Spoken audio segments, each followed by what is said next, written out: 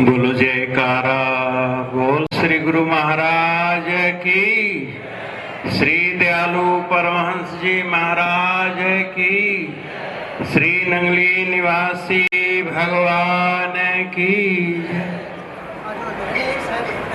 श्री सतगुरु भगवान जी के पावन चरणों में बैठे माननीय पूजनीय अर्चनीय वंदनीय श्री नंगली दरबार के उपस्थित समस्त संत मंडल और आप धर्मानुरागी सज्जन वृंद, माताओं बहनों, पहले हम 3 दफा ओम की उच्चारण करेंगे, उसके बाद आगे की चर्चा।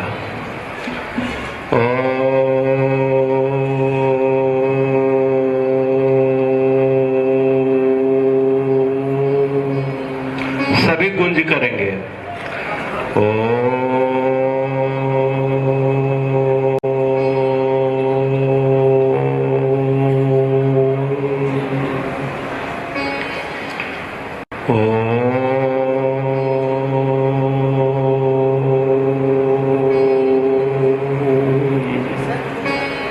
गुरुर्ब्रह्मा गुरुर्विष्णु गुरुर्देवो महेश्वरः, गुरुः साक्षात् परब्रह्म तस्मै श्री गुरुवे नमः।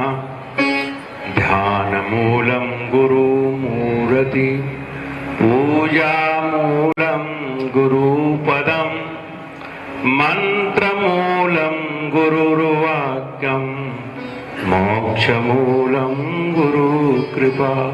बोलो श्री गुरु महाराज की। आज श्री नंगली सरकार के निर्वाण दिवस के उपलक्ष्य में हम यहाँ एकत्रित हैं। श्री नंगली गुरु महाराज जी के जीवन चरित्र अथाह है, अगाध है, अवर्णनीय है। हमारे पूर्व वक्ता संत जनों से उनके जीवन चरित्र आप श्रवण कर रहे हैं। मैं अभी एक जगह गया, ऐसे ही निर्वाण दिवस के उपलक्ष्य में कहीं श्रद्धांजलि कार्य चल रहा था, और उस कार्य में जितने भी गायक थे ऐसी समा बांध दी कि सबके आंखों से अश्रु बह रहे थे, और संसार को इतना नश्वर सिद्ध कर दिया कि तेरा बेटा ही तेनू बालन बना के जलाऊगा, कोई कुछ नहीं करता, कोई साथ नहीं जाता। बहुत बैरागी की बात कही। मेरी भी बारी आई। हमने कहा वो परम पिता परमात्मा ने देव दुर्लभ मानव तन दिया है, तो क्या संसार में यही व्यर्थ जीवन बिताने के लिए दिया है? जहां कोई किसी का नहीं है, इस बेगाने संसार में परमात्मा ने हमें क्यों भेज दिया? बड़ी विचारणीय बात है। समय की पाबंदी है। मैंने यही कहा कि इस परमात्मा ने जो संसार बनाया है, ये एज ए स्कूल है, साधना कक्ष है, साधना करने के लिए भेजा है। और हमारे आपके जो बाल बच्चे हैं, परिवार है, इष्ट मित्र हैं, ये हमारे सहयोगी कारिंदे हैं। जैसे एक बहुत बड़ा अफसर किसी दफ्तर में काम करता है तो उसके बहुत सारे स्टाफ मेंबर मिलते हैं, कार्यकर्ता मिलते हैं। स्कूल में बड़े बड़े वाइस चांसलर होते हैं, कॉलेज को बहुत सुंदर सुंदर सजाते हैं, बहुत सारे बच्चों को पढ़ाते हैं। अब बच्चे उस कॉलेज से पीएचडी करके क्या लाता है अपने साथ? क्या उस कॉलेज की कोई ईंट पत्थर ले आता है अपने साथ? कोई मेज कुर्सी अपने साथ लेकर आता है? या पढ़ाई के अंतर्गत जो इष्ट मित्र बने, क्या वो कोई साथ आता है? कोई किसी के साथ घर में नहीं आता। जय। कुछ लेकर नहीं आता, तो क्या बच्चा वाकई कुछ लेकर नहीं आया? अगर कुछ लेकर आना ही नहीं था तो ऐसे कॉलेज में माँ बाप ने बच्चों को भेजा ही क्यों?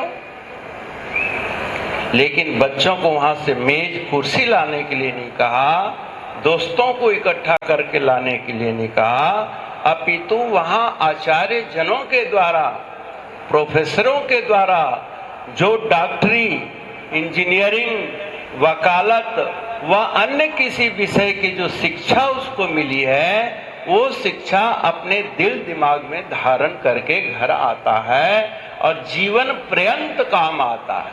आता है कि बोल श्री गुरु महाराज की। बच्चा कॉलेज से क्या लेकर आया? विद्या लेकर आया। विद्या को दिखा नहीं सकता, बांट नहीं सकता, हाँ शब्दों के द्वारा बांट सकता है। ठीक ऐसे ही इस संसार रूपी विद्यालय में हम लोगों को आध्यात्मिक शिक्षा के लिए भेजा है, क्योंकि यह सिर्फ मनुष्य ही पढ़ सकता है, अन्य जीवनी वाले नहीं पढ़ सकते बेचारे। तो हम लोग संसार में आकर उलझ जाते हैं कि मकान ले जाएं, कोई बच्चा चला जाए, कोई नातेदार रिश्तेदार जाने। यह संभव नहीं है। अरे मरने के तो बाद छोड़िए, आपके क्या स्वप्न में कोई साथ जाता है क्या?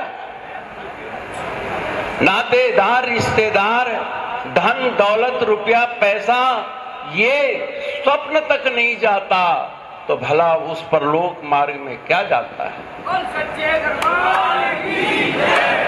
कर्मानुगो गच्छति जीव एकः। मनुष्य के शुभाशुभ कर्म अध्ययन साथ जाता है, और वह अध्ययन सदगुरु के शरण में मिलता है। श्री नंगली गुरु महाराज जी जहां शानो शौकत के साथ इस नंगली ग्राम में आए, नंगला नंगली के नाम सुनकर बहुत खिड़खिड़ा के हंसे। जब गुरु यहाँ पर स्वामी गुरुचरणानंद महाराज नाम से एक संत थे, तो इस क्षेत्र में चकौड़ी से आकर प्रचार प्रसार किया करते थे। ये मैंने श्री ब्रह्मलीन महामंडलेश्वर स्वामी गुरु प्रेमानंद जी महाराज के मुखारविंद से सुना। स्वामी गुरुचरणानंद तो वो महाराज जी को दिल्ली में लाए थे, इस क्षेत्र में घुमाए थे, और महाराज जी आए शुगर के इलाज कराने के लिए, क्योंकि महाराज जी को बैठने करके शुगर हो गई। लोगों ने कहा संतों को शुगर क्यों हो गई? तो बोले संतों को मीठा बोलना पड़ता है ना, तो अंदर मीठा होगा तभी तो वाणी मीठी आएगी। लेकिन शुगर अच्छी चीज नहीं है। खैर, श्री नंगली गुरु महाराज जी दयालु परमहंस महाराज जी के आदेशानुसार जो आगरा में तप किया, वो तप से चित्त मूर्ति का उन्होंने सुधार किया, और वो ब्रह्मरंध्र से यहाँ पर प्रस्थान किया। 9 अप्रैल 1936 को इसी नंगली धाम में, और बाहर सेवादार इंतजारी करते रहे, और वो तत्व लेकर चले गए जो श्री दयालु परमहंस महाराज जी ने अध्यात्म की विद्या कूट कूट करके उनके हृदय में भर दिया था। शरीर छोड़ गए और अध्यात्म विद्या लेकर ब्रह्मलोक को चले गए।